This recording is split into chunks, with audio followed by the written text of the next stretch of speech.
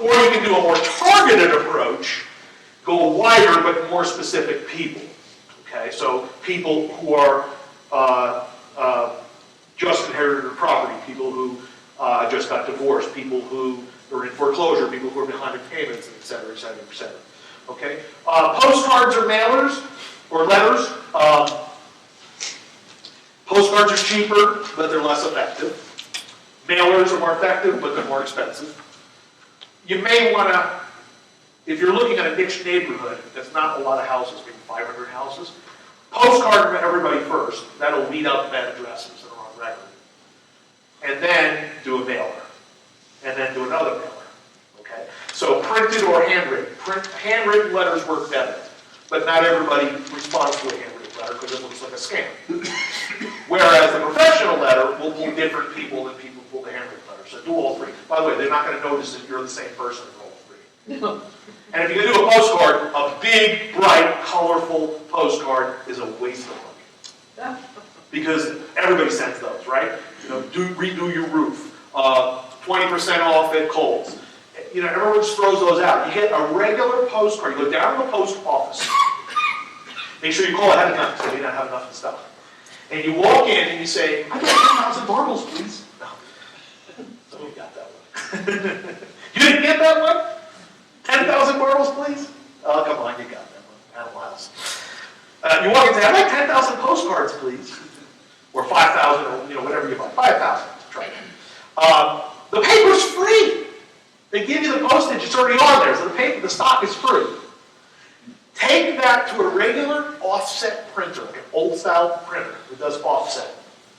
Handwrite a message in a marker, like a thick flare marker, that's personal looking. Okay, leave enough top for the name. So it's I need to talk to you right away about the house. Please call me. You know, something personal. Okay. They'll run it offset onto the card. You're going to lose a few because some do jam. Who cares? Okay. Maybe do it in blue or red ink so it really looks like real. Okay. Leave a spot at the top. What for? Name. So when you get them back, you can put Bob, Joan, Fred, and then mail those out.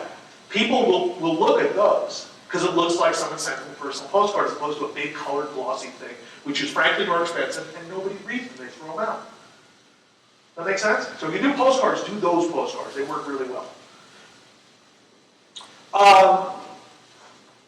So printed or handwritten, the answer is both. Foreclosures, obvious list. Problem is everybody nails it. VA loans, that's a good one. I had real good success with that list. You can buy people with VA loans. What do veterans have in common? People with VA loans, what do they have in common besides all being in the military? They move a lot. Unfortunately, they tend to get divorced a lot, too, especially the younger ones. You know, the being separated or the PTSD, the emotional problems, it leads to a lot of divorces, unfortunately. And you're not taking advantage of it, you're helping them out of a situation by taking care of the deal. But you get a real good response, especially if you are a veteran. Nothing better to send a postcard or a letter that says you are a veteran, I understand what you're going through, do you have any interest in selling your house? Affinity Marketing. Out-of-state owners, one of my favorites, out-of-state owners. When I first moved to Colorado, 1993, I mailed 14,000 postcards to every single out-of-state owner in the state of Colorado. It was huge. I was busy for a year after that, year and a half. I didn't do any marketing for like a year and a half. I got so many calls over that. And it was real simple. Cash for your house, no brokers, no banks, no BS. Call Bill. That was it. Now some people called me and said, "I'm offended by BS." You're not pissing off a few people in business, you're probably not doing anything right. That's why Trump's so successful. If they don't want you, they're picketing you. I'm not saying be that obnoxious in your business, but you know, ruffle a few feathers, don't be afraid. You know, an obnoxious message can sometimes, you know, get read. Landlords. So there's two ways to get landlords. One is you can buy a list of properties according to the tax record that are not owner-occupied occupied for the address. The address doesn't match the property. That doesn't mean they're a landlord. It could be the kids are living there rent-free. It could be they moved. It could be a lot of reasons. But more than likely, it's a rental property. The other way, if you really want to get motivated landlords, go down. Don't do this in Denver County because they won't help you. Go down to a more remote county, like Adams County's good. They're nice over there. Or I tried this in Taj Mahal and Jeffco, and they wouldn't let me do it. I haven't tried it for a while. Maybe I'll try it. But in Adams, they're real nice. I went up there to the civil court clerk in county court where they do the evictions and said, "Can I see the FED files?" That's the first floor treatment container. So that's the eviction files. Okay. And they just said, "Yeah." They just let me back there. You know. Now some places they're like, "Well, give me a file number." And sometimes if you know a file, you can get a range of numbers. You know, just give you like 20, plus or minus. But if they'll let you go back there, some of the more smaller counties, they may let you back there. Pull up the files, open them up, and look for Joe landlord against Jane tenant. Not a property manager, no lawyer, a landlord who does their own evictions. They've got a mental problem too. You don't do your own evictions. You hire a lawyer to do evictions. First of all, it's so technical that you're going to screw it up anyway if you don't do it all the time. Second of all, you're taking it too personally if you're doing that. Way too personally. Like Tony's promise says, it's just business. Don't take it all personally. Don't go down there, spend half a day in court sitting around, waiting to get your judgment. It's not worth it. You can hire a lawyer for a few $100 and they'll do it. They do 20 cases a day. Let them do it. So that person's probably pissed off. And they just got an eviction, and they probably just got a property back all trashed, and call those people. That's a good list. It takes a little time to build that list, but I did that for like 3 months. And I got a lot of calls. I had one guy, this was a great story. The guy owned, it was an old Greek guy, he owned 7 houses and a duplex, a whole lot. And the guy who called me was the son who was managing it, and hated it. Said, I've been bugging my father for years to sell this stuff. I don't want to do this anymore. He's too old to manage himself. He's making me do it. And I don't even want these properties. I mean, what I heard him. I don't want to do this. So we made an offer, we were going to buy the whole lot. Warner Carey was going to take it over. It was a really good deal. And at the last minute, I met with the old guy. He was just too difficult. I couldn't make a deal with him. He was just a little nutsy. But he was making the son go down and do the evictions himself. And so he was the pissed off one. Because he didn't want to go to court and deal with evictions on all these low-end rent properties. But you can get some good ones there. I wish there were another way to find landlords. Maybe there's a service guy. Because every court case is public record.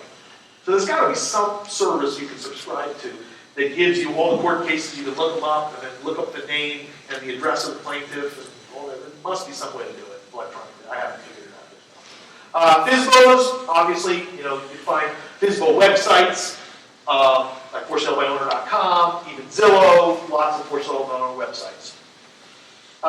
The 30, 60, 90-day lates, this is people who are late on their mortgage, 30, 60, 90 days, but no foreclosure has been filed yet. Now the good thing is, not as many people have that listed. It's a fairly pricey one. It's not like foreclosures, which everybody has. The bad news is, they're maybe not motivated enough yet. They still are under the delusion that they're going to save their house. So it's a 50-50 with that list. We've had mixed results with that list, let's just say. Expired listings, those can be good ones. If they're truly expired and not just removed and relisted with another broker. You have to make sure it's a true expired listing. Okay? So those are all potential people. There's probably 100 more lists we can talk about. You can go down to the county and get code enforcement, like people with code violations. That could be a good one. I found a guy on that one. He lived out of state, and he had this property that he left behind. And he was on a major road, and someone who was on the county board of commissioners drove by every day, and said, "Oh, that property, it's so disgusting," and that you would call code enforcement and say, "Send a violation over there." Because there was an RTP stop right in front, so people would eat their breakfast and throw their garbage onto the lawn. Or the lawn was dead, or the fence was falling. There's always something with the property. They were getting a violation, and the violations drove them crazy, and they sold me the house. Because they just couldn't stand the violations anymore. And I've been in that situation where I had a property in Lake Worth, Florida, Lake Worth. And the city gave me so many violations, I can't stand it anymore. It got so bad, it was such a bad neighborhood. I mean, talk about the wrong side of the tracks, just practically on the tracks. And it got so bad, I got big tenants they bring back in. So I'm like, that's it. I'm just going to board it and sell it. I don't want to deal with this anymore. And then the city gave me a violation notice that the boards were on the wrong side and naked. So I had to rebuild it. Never stops. So mailing hits. Mail several times, not just once to a neighborhood. So, try 1 or 2 or 3 times, especially if it's a smaller neighborhood. You may want to try several times. If you really want to get a house in that neighborhood, it's very unique. You want to mail multiple times. Be consistent with your message and your mailings. I sent you a letter before, I'm following up. By the way, most of the people won't even realize it. If you send a postcard, a handwritten, and then a FedEx, and then a scripogram, they don't even realize what you want, that you're the same person. And people are just not paying attention to this stuff. I'm not kidding about scripogram. I almost said the guy scripogram once. He was an older guy. Let's send him a scripogram. Because he's not returning my calls, he wasn't returning my letters, my emails. I'm like, I wonder what happened if I sent him a scripogram.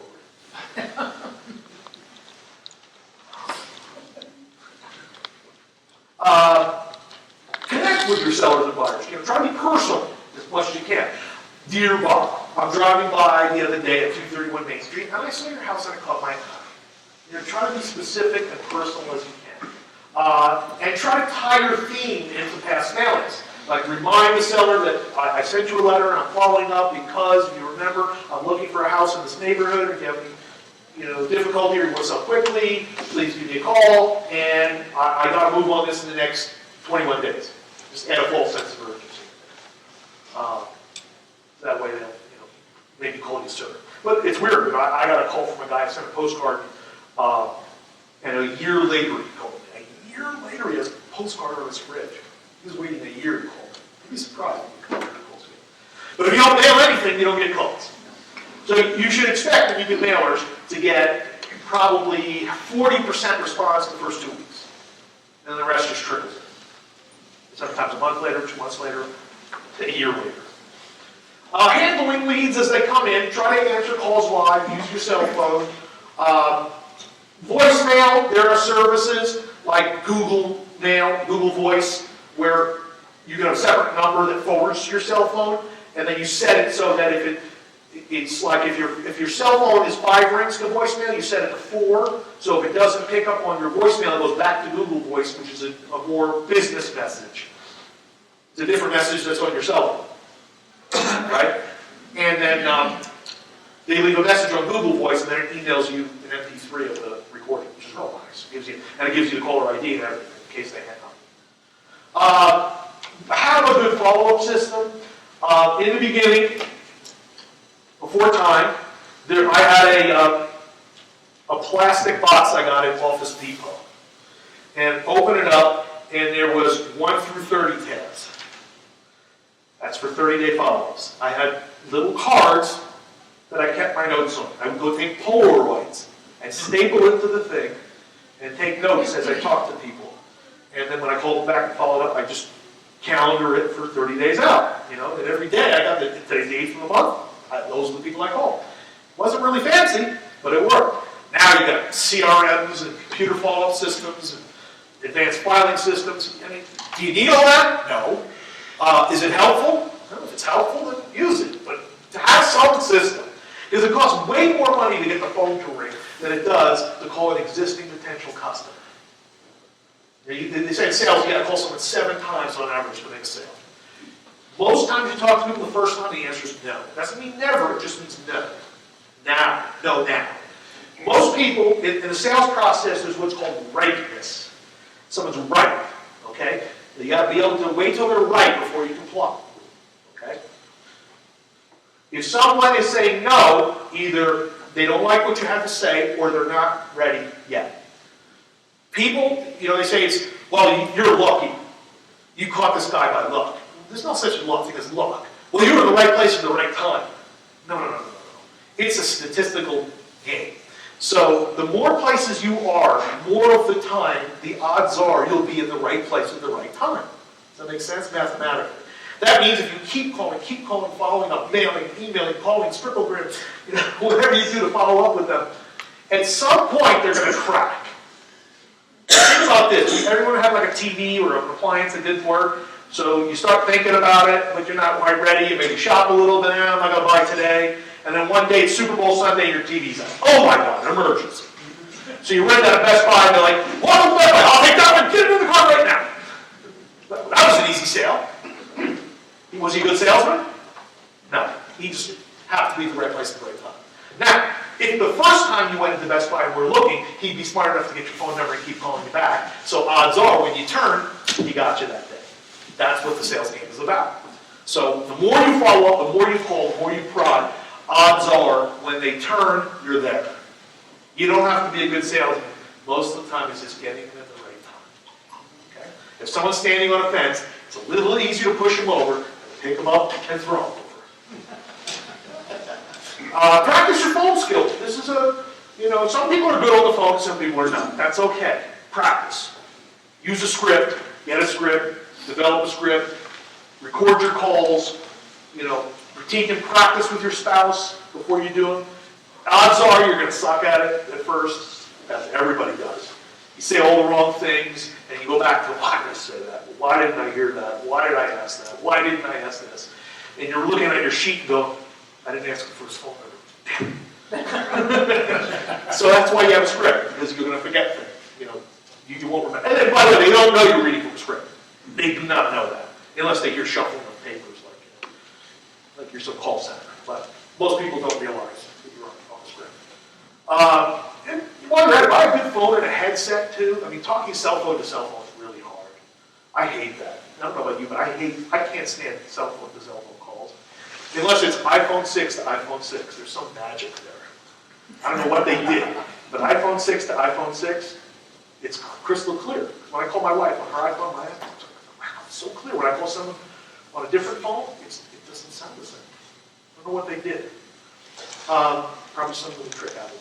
But anyway, if you have your home phone, get a headset so you can walk around, so you're not sitting there, on your phone like that. Just invest in a good phone or a good headset. If you're walking around with a flip phone, get real. Come on. Get real. You got to get a smartphone. It's an investment. It's business. Can you imagine, folks, now these days, spending a whole day out of an office or 2 days without a smartphone?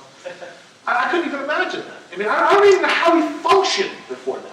I remember I used to, as a lawyer, I used to go to court in the morning, and for 3 or 4 hours, I had a pager. They didn't let you use the pager in the court. So, in between breaks, we go to this, the coin phone, stick in a dime, pick up the phone, call my office. How many messages do I have? And I remember buying my first bag phone, my cell phone, the bag phone.